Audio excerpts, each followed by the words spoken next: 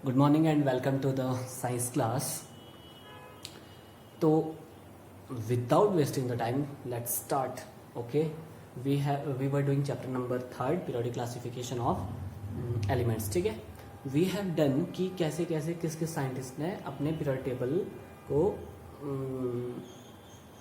दिया था. ठीक है, और फिर किसकी क्या लिमिटेशंस हो, किसके क्या पॉस्टुलेट्स थे और क्या लिमिटेशंस थी. ठीक है, सबसे पहले हमने क्या किए थे, डॉबर्नर ट्रेड्स मतलब 3 ग्रुप्स बनाए थे उसने. ठीक है, और उसमें क्या बोला था, ट्रेड लॉ बताया था. ठीक है, और आपके पास न्यूलैंड ने, फिर उसके बाद क्या आया था, न्यूलैंड ने क्या बोलता है, न्यूलैंड लॉ क्या बोलता है कि जब एलिमेंट्स को हम increasing order there atomic masses. ठीक है, इन सब ने एटॉमिक मास के इंक्रीजिंग ऑर्डर पे ही एक्सप्लेन किया था अपने पीरियड टेबल को, कि वहाँ पे 8th एलिमेंट क्या होगा, वो उसकी प्रॉपर्टी सेम होगी. Octave, Newland law of octave मतलब सुर, 7 सुर के उस पर रखा. ओके, फिर उसने बोला था, फिर वहाँ पे 2 2 3 3 वो पुट कर रहा था, वो लिमिटेशन बन गई थी. जिसने प्रॉपर नोट्स बनाए हैं, आधा हमारा हो चुका है, मतलब 70% we have done. Question answer भी हो चुके हैं उसी में. सो उसके बाद फिर हमारे पास न्यूलैंड के बाद कौन आया था, न्यूलैंड के बाद कौन आया था, मेंडलीव्स पीरियोडिक टेबल. ठीक है, मोस्ट एक्सेप्टेबल पीरियोडिक टेबल था. बट उन्होंने भी क्या किया था, इन तीनों ने एलिमेंट्स को अरेंज किया था in according to increasing order of their atomic masses. ठीक है, फिर मेंडलीव्स ने एक पीरियोडिक लॉ दिया था कि properties of the elements are the periodic function of their atomic masses. कि भाई कुछ पीरियड के बाद अगर एटॉमिक मास के इंक्रीजिंग ऑर्डर बना दिया जाए तो प्रॉपर्टीज रिपीट होती है कुछ टाइम बाद. ओके, फिर वहाँ पे भी कुछ ड्रॉबैक आ गए थे, उनके लिमिटेशंस आ गई थी. वो हाइड्रोजन की फिक्स पोजीशन नहीं बता पाए थे, आइसोटोप को भी डिफाइन नहीं कर पाए थे. और फिर उसके बाद आपके पास जो आया था, that is modern periodic law. ठीक है, it was given by Henry मोजले, MOSLEY. ठीक है, हेनरी मोजले ने आपको मॉडर्न पीरियोडिक टेबल पुट किया था, अपना मॉडर्न पीरियोडिक टेबल 1913. ओके, इन 1913 में हेनरी मोजले ने अपना पीरियोडिक टेबल पुट किया था. He put forward modern periodic table कि भाई जो मॉडर्न पीरियोडिक टेबल है वो कुछ इस तरह से होना चाहिए. तो चलिए फिर इसके पहले पॉस्टुलेट्स लिख देते हैं, किस किस बेसिस पे इन्होंने अपना मॉडर्न पीरियोडिक टेबल पुट किया था. ठीक है, तो फर्स्ट क्या बोला था इन्होंने कि elements are arranged in increasing order of their atomic numbers. Is it clear. पहले 3 साइंटिस्ट ने क्या बोला था कि एटॉमिक मासेस पे उन्होंने अपना इंक्रीजिंग ऑर्डर बनाया था पीरियोडिक टेबल का. बट जो फाइनल आपके पास बना वो क्या बना था, increasing order of their atomic numbers. Elements were arranged in increasing order of their atomic numbers. ठीक है, सेकंड क्या बोलते इन्होंने दिया था, मॉडर्न पीरियोडिक लॉ. आपको पता है कि जो इससे पहले थे मेंडलीव, उन्होंने क्या दिया था, पीरियोडिक लॉ. इन्होंने क्या दिया, मॉडर्न पीरियोडिक लॉ. सब ने अपने अपने लॉ बताए थे. एक ने ट्रेड लॉ बताया, एक ने न्यूलैंड लॉ बताया था, एक ने periodic table periodic law Mendeleev ने बताया था, और मॉडर्न पीरियोडिक लॉ हेनरी मोजले ने बताया था. ओके, मॉडर्न पीरियोडिक लॉ क्या बोलता है, properties of elements are the periodic function of their atomic numbers. Is it clear. वहां पे क्या बोलता था, atomic mass, periodic law. But modern periodic law क्या बोलता है, properties of elements are periodic function of their atomic numbers. कि भाई आपके पास जब एलिमेंट्स को एटॉमिक नंबर पे इंक्रीजिंग ऑर्डर में रखा जाए तो प्रॉपर्टीज आपके पास रिपीट करती है. कैसे, देखो, लिथियम सोडियम की प्रॉपर्टी. ठीक है, कुछ टाइम बाद देखो ना, जब आप जाओगे देखो यहाँ 3 4 5 10 11th नंबर पे फिर रिपीट होने वाली है. फिर आगे जाओगे फिर 19th नंबर पे फिर रिपीट होने वाली है. ठीक है, इन सब की प्रॉपर्टीज रिपीट होने वाली, इन सब की प्रॉपर्टीज रिपीट होने वाली. वैसे यहाँ पे इन सब की प्रॉपर्टीज रिपीट, मतलब इसकी प्रॉपर्टी जैसी होगी वैसे ही सिमिलर सबकी होगी. तो चलिए, थर्ड क्या किया था इसने थर्ड क्या बताया था, देखो जो लिमिटेशन थे आपके मेंडलीव के, वो इन्होंने क्या किया था, उनको एक्सप्लेन किया था. वो फिक्स पोजीशन नहीं बता पाए थे हाइड्रोजन को, कि हाइड्रोजन को कहाँ रखा जाए. बट इन्होंने क्या बताया था, थर्ड पॉइंट क्या बनता है कि it gave the fix position to the hydrogen. ठीक है, हाइड्रोजन को एक फिक्स पोजीशन दी थी. ना यू सी कि आपके पास हाइड्रोजन हमेशा ऐसे बनाया होता है, इसके साथ फिक्स नहीं किया होता है। क्यों? क्योंकि hydrogen is a non metal और ये सारे मेटल्स होते हैं, ये भी मेटल्स है और ये भी मेटल्स है सारे के सारे। Is it clear? इस चीज़ का ध्यान रखना है, metal is a non sorry hydrogen is a non metal, बाकी सारे ये मेटल है। फिर चलिए ये बाद में बताऊंगा कि हाइड्रोजन को यहाँ क्यों फिक्स किया गया। फोर्थ पॉइंट क्या था? फोर्थ पॉइंट इन्होंने बताया था isotopes of elements occupy the same position in the periodic table as they have same atomic number. इन्होंने बोला था कि जो आइसोटोप्स हो गए, आइसोटोप्स आपको कल बताया था ना, आइसोटोप्स क्या होते हैं?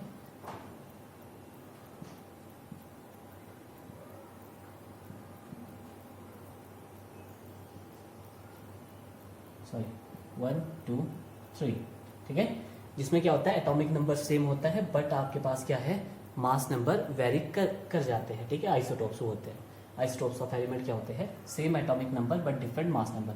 तो देखो सबका एटॉमिक नंबर सेम है तो उनकी पोजीशन क्या है, एक ही जगह फिक्स की है उन्होंने। जैसे 1 पे है तो सारे के सारे आइसोटोप 1 पे ही रहेंगे, ये ऐसे नहीं है कि इसका अगर तो देखो इसका एटॉमिक मास पे डिफाइन किया होता है इन्होंने, फिर तो इनकी 3 पोजीशन बन जाती ना एटॉमिक मास के अकॉर्डिंग टू 3 पोजीशन।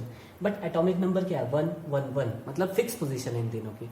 तो इन्होंने क्या बताया था आइसोटोप की फिक्स पोजीशन होगी पीरियोडिक टेबल में बिकॉज उनके एटॉमिक नंबर क्या है सेम। ओके, तो चलिए फिर इसके ये पॉस्टुलेट्स थे। अब आ जाते हैं हाइड्रोजन पे। वैसे इंपॉर्टेंट नहीं है बट फिर भी चलिए बता देता हूँ कि हाइड्रोजन की फिक्स पोजीशन क्यों बताई गई। अब आप देखो hydrogen atomic number 1, hydrogen Z is equal to 1, ठीक है। और इलेक्ट्रॉनिक अगर डिस्ट्रीब्यूशन करें या इलेक्ट्रॉनिक कन्फिग्रेशन भी कह सकते हो, दैट इज 1, ठीक है। और देखो कहते हैं कि इसको 1 इलेक्ट्रॉन की जरूरत है ना अपना ऑक्टेट, अपना डुप्लेट पूरा करने के लिए। आउटर मोस्ट शेल में 2 इलेक्ट्रॉन्स हो इसके पास, तो इसको सिर्फ 1 इलेक्ट्रॉन की जरूरत है, मतलब -1 1 इलेक्ट्रॉन की जरूरत होती है। अब इलेक्ट्रॉन सारे तो नहीं दे सकता ये, तब तो कुछ भी नहीं बचा इसके पास।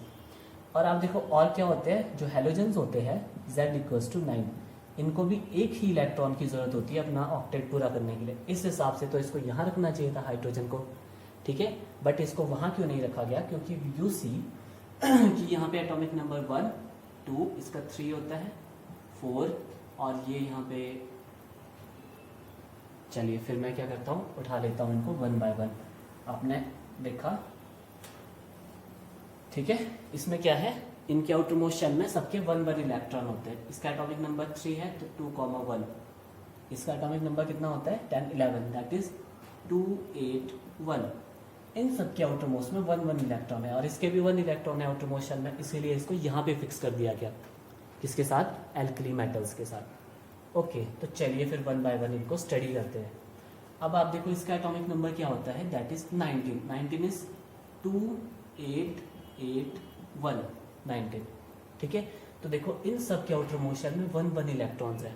आप नीचे आ जाओगे, इसका एटॉमिक नंबर कितना होता है 19 18 19 18 37 37 मीन्स 2 8 8 18 कितना भाई 2 8 10 18 36 और 1 37, इसका एटॉमिक नंबर 37।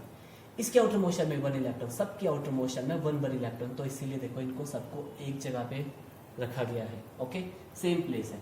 अब आ जाते हैं सेकंड वाले पे, इन पे आ जाते हैं। ये वाले जो सारे के सारे ये क्यों एक जगह पे रखे हुए? Atomic number 4, atomic number 4 means 2,2, outer motion में कितने इलेक्ट्रॉन्स है 2। Magnesium 12, that is 2 8 2, outer motion में कितने इलेक्ट्रॉन्स है 2। कैल्शियम एटॉमिक नंबर 20, 20 मीन्स इसको यहाँ पे लिख देते हैं 2 8 8 2, 2 8 8 2 20। Is it clear? अब आपको पता है मैं इलेक्ट्रॉनिक डिस्ट्रीब्यूशन ऐसे क्यों कर रहा हूँ, बिकॉज मैजिक नंबर आपको करवाया है, पीरियोडिक टेबल हमने लर्न कर लिया है। एक बार फिर से पीरियोडिक टेबल उठा लेना, बहुत इंटरेस्टिंग पार्ट है ये मॉडर्न पीरियोडिक टेबल, बहुत इंटरेस्टिंग पार्ट है। ओके, मतलब आप अगर आगे भी चले जाओगे तो सबके आउटर मोशन में कितने इलेक्ट्रॉन्स है 2, तो देखिए इसीलिए इनको इस तरह से ग्रुप किया गया है। चलिए फिर आगे चलते हैं। अब आपको ये तो पता चल चुका है कि अगर इसके आउटर मोस्ट शेल में इसका एटॉमिक नंबर कितना है 5 का मतलब क्या हुआ 2,3, मतलब इसके आउटर मोस्ट शेल में अगर 3 इलेक्ट्रॉन्स है तो इन सब के आउटर मोस्ट शेल में 3 इलेक्ट्रॉन्स है। ठीक है, आगे चलते हैं 5 6 2,4, आउटर मोस्ट शेल में 4 इलेक्ट्रॉन्स है तो सबके 4 इलेक्ट्रॉन्स रहने वाले हैं। नाउ नेक्स्ट यहाँ पे है 7 2,5 और ये 2,6, दिस इज 2,7। आई होप आपको अंडरस्टैंड हो रहा हो। Okay, now you see 4 electron है आउटर मोशन में, तो सबके 4 ही होते हैं। इसके 5 इलेक्ट्रॉन है तो सबके 5 इलेक्ट्रॉन हो गया आउटर मोशन में। तो इस तरह करके देखो कितना, मतलब कितना आज तो हम बहुत इजीली स्टडी कर लेते हैं, बट ये भी कुछ बच्चे इसको बहुत मुश्किल समझते हैं। सोचो जिसने इन्वेंट किया है ये, जिसने डिस्कवर किया है, उसके लिए कितनी बड़ी मुश्किल रही होगी ये चीज़ डिस्कवर करना कि कैसे इनको अरेंज किया जाए। 2 मिनट के लिए सोच के देखो ज़रा।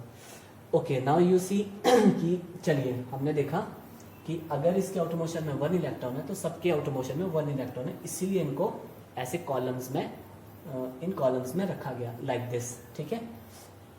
ओके, नाउ यू सी यहाँ पे क्या है, ये आपके पास यहाँ पे लाइक दिस, ये आपके पास क्या होते हैं, इनको क्या कहते हैं, ये मेटेलॉइड्स होते हैं आपके पास। ये सारे क्या है आपके पास, मेटेलॉइड्स, ठीक है। ये मेटेलॉइड्स होते हैं, जो ये मैंने किया ना, ये सर्कल करिए, ये मेटेलॉइड्स है। मेटेलॉइड्स मतलब जिनकी प्रॉपर्टीज मेटल एंड वैसे, मेटेलॉइड मीन सेमी मेटल भी कहा जाता है इनको, ठीक है। ओके, तो ये जो यहाँ पे रिमेनिंग है फ्लोरीन तक, ये सब क्या है आपके पास, ये नॉन मेटल्स होते हैं। ये कार्बन, फॉस्फोरस, ठीक है, आयोडीन वगैरह, ये सारे क्या है, ये नॉन मेटल्स है आपके पास। और ये लास्ट में क्या होती है, नोबल गैसेस। ये सबसे लास्ट में क्या है, नोबल गैसेस, इनको नोबल गैसेस कहा जाता है। चलिए यहाँ तक क्लियर हो चुका है। ओके, फर्दर हम इसको स्टडी करते हैं कि आउटर मोशन में हमने कितने, तो यूसी मॉडर्न पीरियड टेबल में कितने होते हैं। अच्छा, क्वेश्चन आता है यहाँ से, what is group and what is period. तो आप लिखोगे, हमने डिफाइन किया था मैंडलीव के, जब मैंडलीव पीरियोडिक लॉ पढ़ा था तो उसमें भी स्टडी किया है, तो यहाँ पे भी स्टडी कर लेते हैं। मॉडर्न पीरियोडिक लॉ में कितने ग्रुप्स है आपके पास, 18, ठीक है। आप डेफिनेशन तो वहीं से लिखनी है आपने कि वर्टिकल कॉलम्स ये वर्टिकल होता है, देखो वर्टिकल ये है, ठीक है। हॉरिजॉन्टल ये होता है, जैसे ये बोर्ड है, ये हॉरिजॉन्टल हो गया, ये वर्टिकल है, ठीक है। ये वाली लाइन हॉरिजॉन्टल है और ये वर्टिकल है। तो वर्टिकल कॉलम्स, जो ऊपर से नीचे को कॉलम्स, इनको कॉलम्स कहते हैं। Vertical columns are called groups, और मॉडर्न पीरियड टेबल में 18 ग्रुप्स होते हैं। ओके, और पीरियड कितने होते हैं इसमें, पीरियड 7 पीरियड होते हैं इसमें। पीरियड किधर को होते हैं, ये आगे को देखो, lithium, beryllium, boron, carbon, nitrogen, ये आपके पास सेकंड पीरियड में आता है। First, second, third, fourth, fifth, six, seven, देखो 7 पीरियड होते हैं। अब आपको ट्रिक बता देता हूँ लर्न करने का। अब आप देखो, आप 10th क्लास में हो, आपके कितने पीरियड्स होते हैं टोटल, कितने सब्जेक्ट है आपके पास, 7। You have 7 subjects. तो मतलब आपने याद रखना है कि जो आपके पास मॉडर्न पीरियोडिक टेबल में, उसमें 7 पीरियड होते हैं। ओके, नाउ यू सी, चलिए फिर ये भी क्लियर हो चुका है।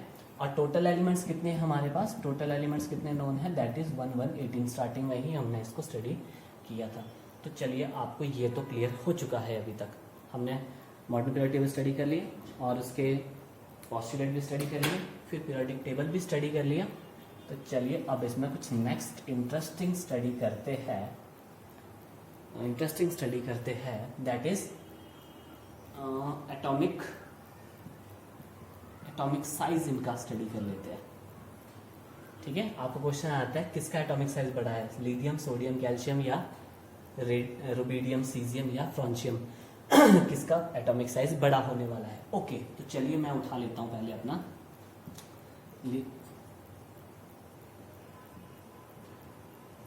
लाइक दिस, ठीक है।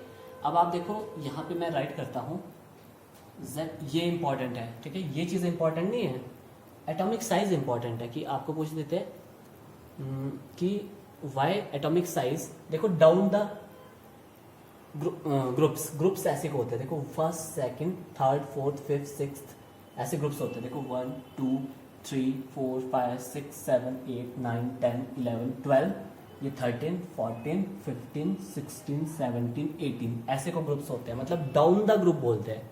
और अलोंग द पीरियड, अलोंग होता है आगे को और डाउन होता है नीचे को। अलोंग द ग्रुप और डाउन द पीरियड कैसे एटॉमिक साइज आपका वेरी करता है, अब हम वो स्टडी करने वाले हैं।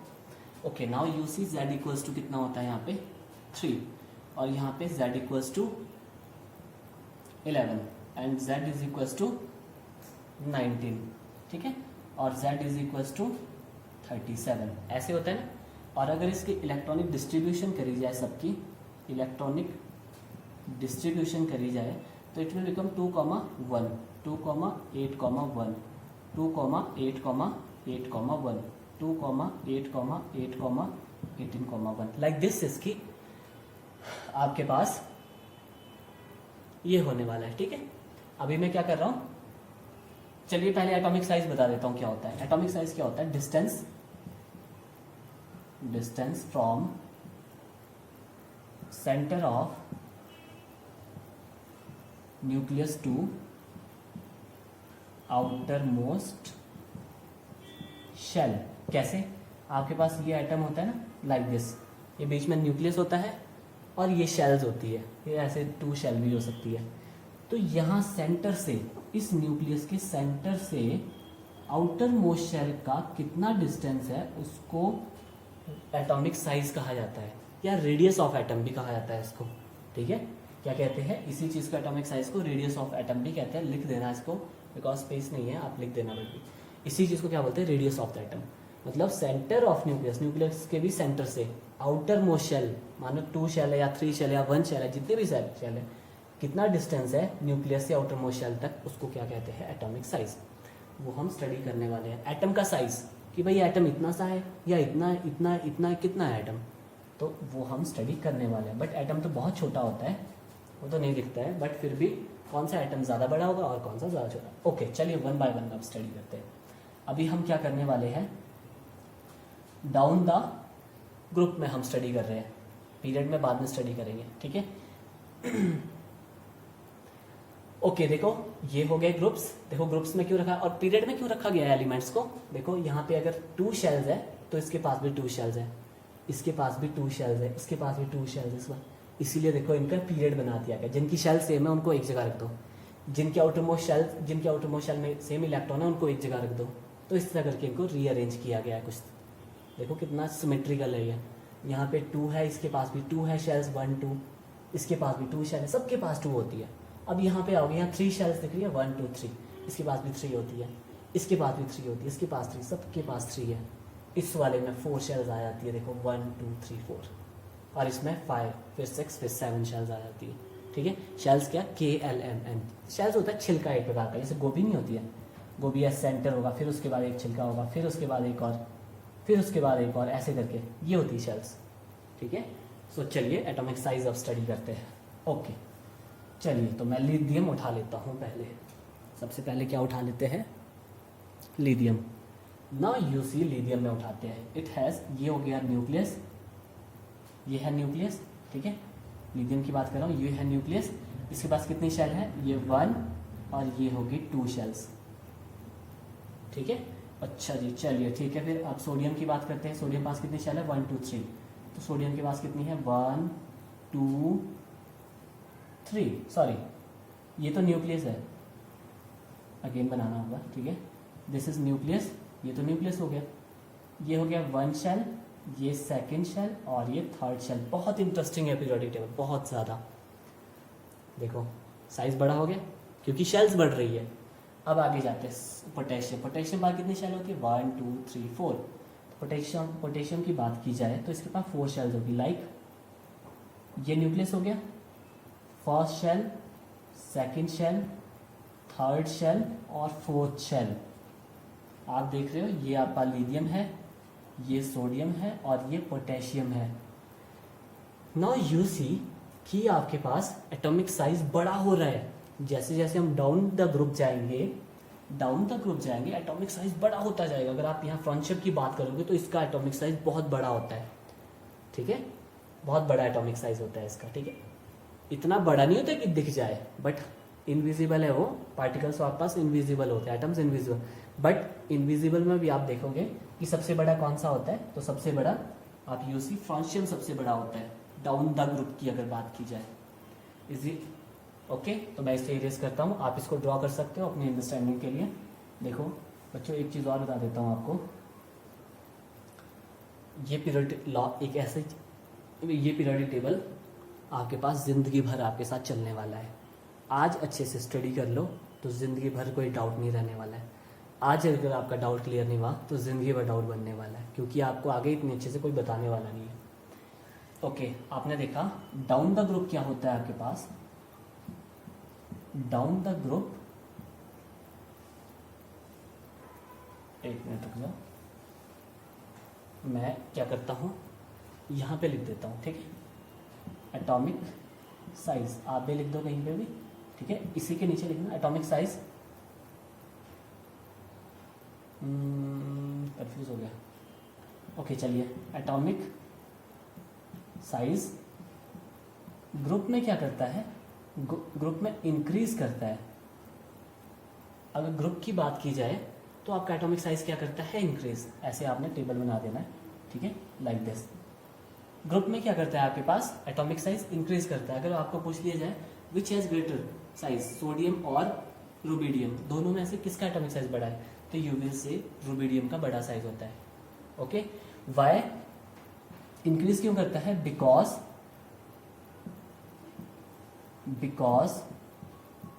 Number of shells increase. बस ये इसका आंसर है, और यहां से ये इंपॉर्टेंट है। आपको पूछ लिया जाता है why down the group atomic size increase, आप लिखोगे down the group atomic size increases because number of shells increase हो जाती है। एक ओके, चलिए शेल्स में डाउन द ग्रुप हमने स्टडी कर लिया। अब करते हैं अलोंग द पीरियड, कि भाई अलोंग द पीरियड जो होता है आपके पास, वो एटॉमिक साइज छोटा होता है या बड़ा होता है, ये चीज ध्यान से स्टडी करना। ओके, नाउ यू सी यहाँ पे z इक्वल्स टू 3, 3, 4, z की बात की जाए 3, 4, 5, 6, 7, 8, 9, 10, 2,1, 2,2, 2,3, 2,4, 2,5, 2,6, 2,7, 2,8, ये आपके पास लाइक दिस इलेक्ट्रॉनिक डिस्ट्रीब्यूशन, और इनका एटॉमिक नंबर मैंने राइट कर दिया है। अब देखते हैं कि किसका एटॉमिक साइज बड़ा है, इसका एटॉमिक साइज बड़ा है या इसका एटॉमिक साइज बड़ा है। तो चलिए अब देखो क्या होता है।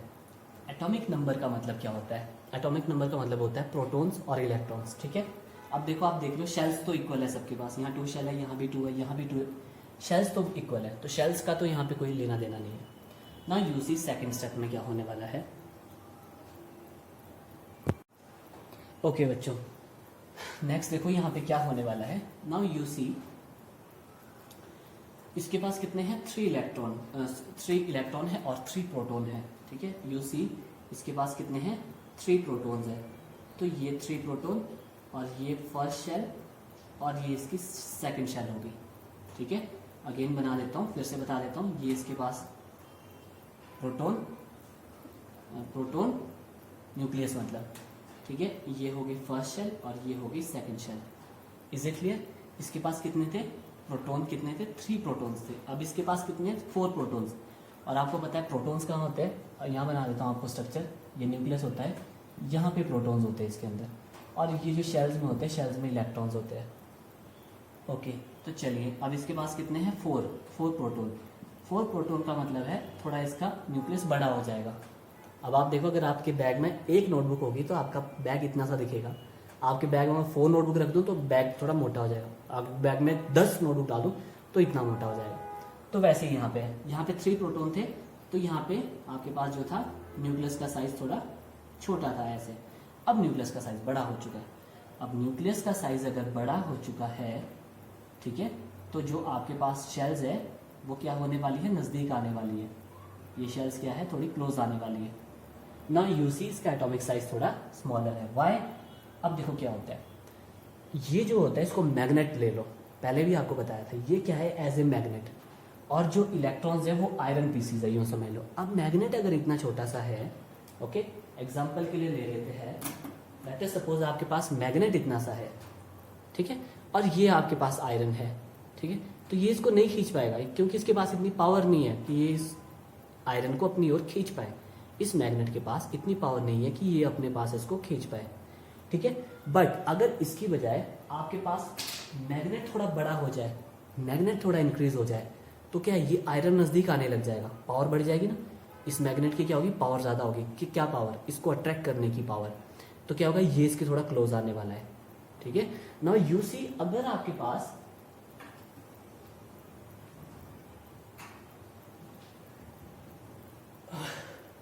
बहुत दूर भागना पड़ा, अगर आपके पास मैग्नेट इतना बड़ा हो जाए तो क्या होगा, ये आयरन बिल्कुल इसके क्लोज आने वाला है। Is it clear? 3 एग्जाम्पल बताया।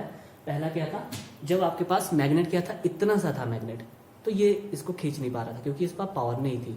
जैसे ही हमने मैग्नेट का साइज इंक्रीज कर दिया, ये नज़दीक आ जाएगा, ठीक है। तो ये आपके पास मैग्नेट है सेंटर में, और ये आपके पास क्या है, iron piece. Electron as a iron piece consider कर लिया जाएगा। ओके, चलिए आगे चलते हैं। तो यहाँ पे जो आपके पास मैग्नेट था छोटा था, अब यहाँ पे मैग्नेट की पावर बढ़ रही है, 4 है तो थोड़ा बड़ा हो जाएगा मैग्नेट।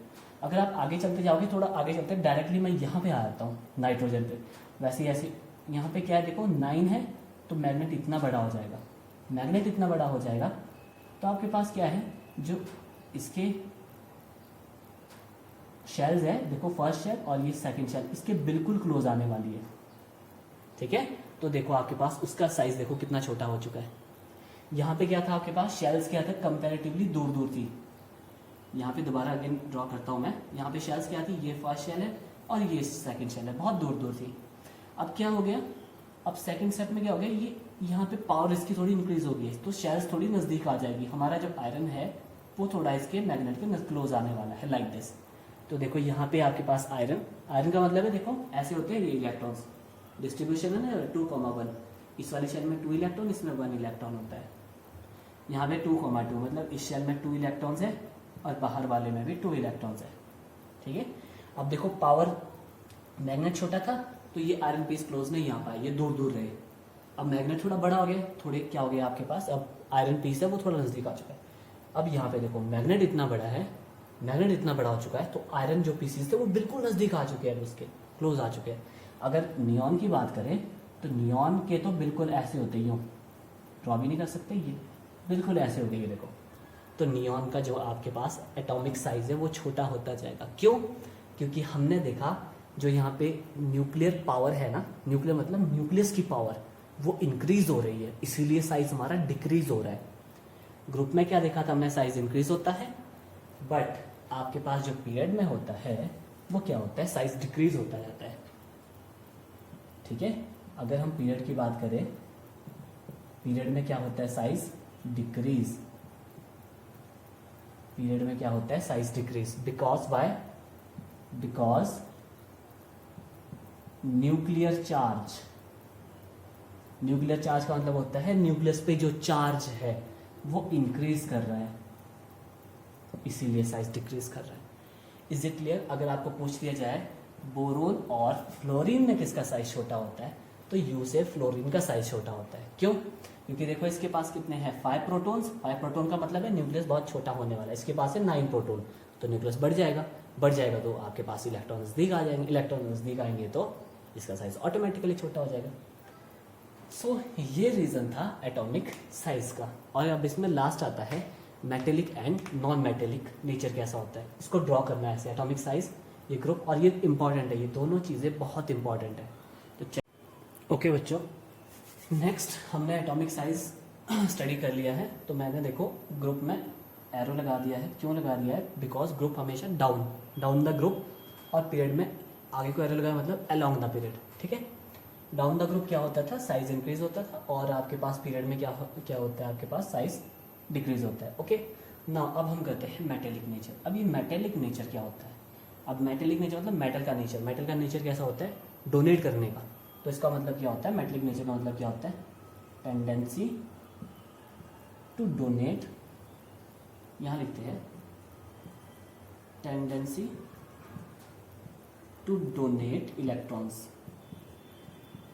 तो देखते हैं जरा, ग्रुप में क्या टेंडेंसी होती है डोनेट करने की, और पीरियड में क्या होती है टेंडेंसी डोनेट करने की। क्या वो टेंडेंसी इंक्रीज करती है, टेंडेंसी मतलब कैपेसिटी, या डिक्रीज करती है? सो सबसे पहले क्या करते थे, ग्रुप में स्टडी करते हैं। ग्रुप मतलब नीचे को, तो ये उठा लिया, lithium, sodium, potassium, rubidium, caesium, francium. ना यूसी आपके पास, आपको पता है यहाँ पे कितने होते हैं, 2 शेल्स होती है। ये न्यूक्लियस हो गया, ये फर्स्ट शेल और ये सेकेंड शेल। और करते करते लास्ट बना देते हैं फ्रांशियम का। तो ये आपके पास न्यूक्लियस हो गया। फ्रांशियम के पास कितनी शेल्स होती है? 7 शेल्स। तो 1 2 3 4 5 6 और 7 लाइक दिस।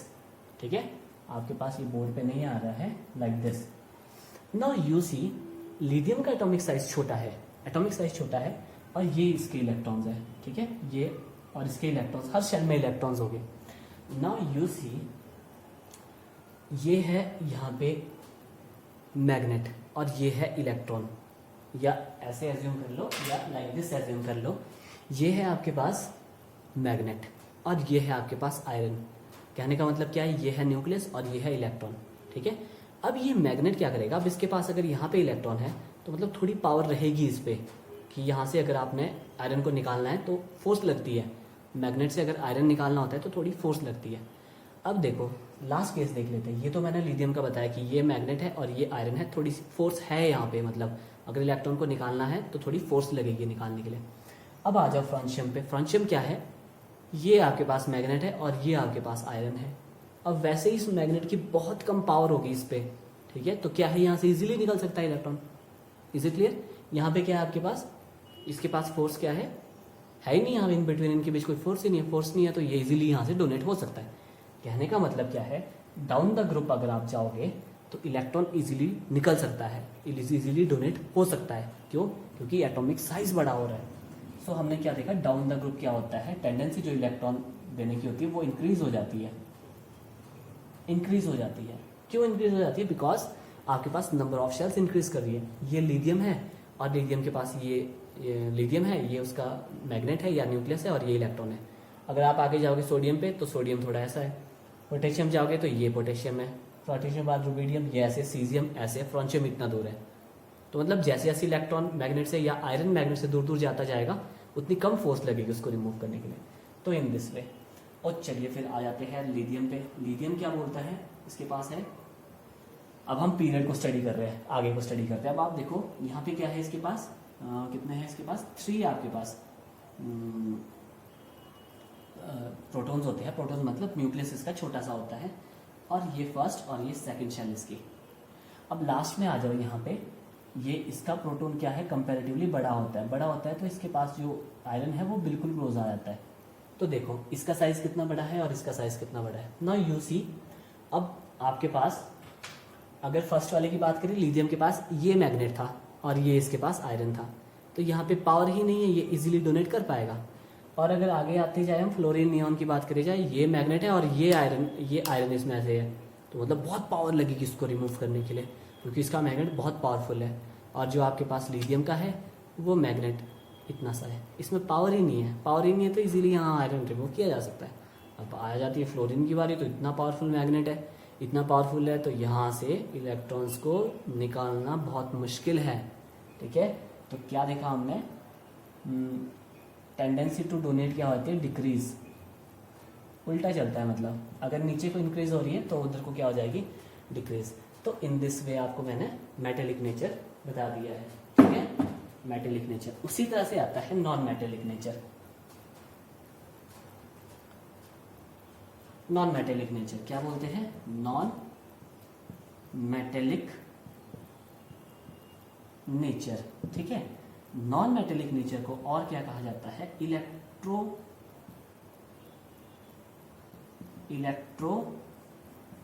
नेगेटिविटी। और ये मोस्ट इंपॉर्टेंट है, ये जिंदगी भर चलने वाली है इलेक्ट्रोनेगेटिविटी। ठीक है, इलेक्ट्रोनेगेटिविटी का मतलब क्या हुआ, non metallic nature. Metallic nature कैसा होता है, डोनेट करना। और तो नॉन मेटेलिक नेचर कैसा हुआ, या इलेक्ट्रोनेगेटिविटी का मतलब क्या हुआ, tendency to attract the electron toward itself, या बोल सकते हो tendency to accept the electron. Okay, now you see, इस मेटेलिक नेचर का अपोजिट होता है नॉन मेटेलिक नेचर। अगर ये इंक्रीज कर रहा है तो ये डिक्रीज करेगा, अगर ये डिक्रीज करता है पीरियड में तो ये इंक्रीज करता है, उल्टा होता है इसका। ठीक है, मेटेलिक नेचर भी बोलते हैं इसको, और इसको क्या कहते हैं, इलेक्ट्रोपॉजिटिव, इलेक्ट्रोपॉजिटिविटी भी कहा जाता है इसको, पॉजिटिविटी। पॉजिटिव चार्ज कब आता है, जब कोई इलेक्ट्रॉन को डोनेट करे, ऐसे भी अंडरस्टैंड कर सकते हो। इलेक्ट्रॉन नेगेटिव, नेगेटिव चार्ज कब आता है, जब एक्सेप्ट होगा इलेक्ट्रॉन, तो ये डिफरेंस है दोनों में। सो इलेक्ट्रोपॉजिटिव और इलेक्ट्रोनेगेटिव, या इलेक्ट्रोपॉजिटिविटी और इलेक्ट्रोनेगेटिविटी, ये बहुत ज़्यादा इंपॉर्टेंट है मेटेलिक एंड नॉन मेटेलिक। तो देखो मैंने आपको पूरा पीरियोडिक टेबल बता दिया है, अगर आप इसको अच्छे से अंडरस्टैंड करोगे तो हमेशा के लिए आपकी साइंस स्ट्रांग होगी, क्योंकि पीरियोडिक टेबल से ही चलती है केमिस्ट्री आपके पास, ठीक है। केमिस्ट्री चलती ही पीरियोडिक टेबल से, अगर पीरियोडिक टेबल आ गया, अंडरस्टैंड कर लिया, तो आपको सब कुछ आ जाएगा, फिर केमिस्ट्री आपके लिए डिफिकल्ट नहीं रहने वाली। सो दैट्स इट, आज थोड़ा लेक्चर लंबा हो गया है और मैक्सिमम क्वेश्चन भी हो चुके हैं, ऐसा कोई क्वेश्चन नहीं बचा है आपके पास जो रह गया हो। एक क्वेश्चन आता है noble gases, why noble gases are placed in the separate group, और इनको जीरो भी कहा जाता है, जीरो ग्रुप एलिमेंट्स भी कहा जाता है। जीरो का मतलब क्या होता है, इनको जीरो क्यों कहा जाता है, क्योंकि इनकी वैलेंसी जीरो होती है। अब देखो अगर नियॉन उठा लो 10 2,8, 8 लास्ट क्या है आपके पास 8, जब 4 से बड़ी होती है ना वैलेंसी आउटर मोस्ट शेल में इलेक्ट्रॉन्स, तो 8 - 8 क्या आता है, दैट इज जीरो। मतलब इनकी कंबाइनिंग कैपेसिटी नहीं होती है, और ये नेचर में भी बहुत कम अमाउंट में मिलते हैं और बहुत ज़्यादा इनर्ट होते हैं। इनर्ट क्या होता है, नॉन रिएक्टिव, ये आपको मैं बाद में नेक्स्ट बताऊंगा। Okay, so that's it, and पढ़ते रहिए, कहीं डाउट हो तो ज़रूर आस्क करिए, क्योंकि आज डाउट क्लियर नहीं हुआ तो ज़िंदगी भर आप रह गए फिर। Okay, that's it and thank you so much.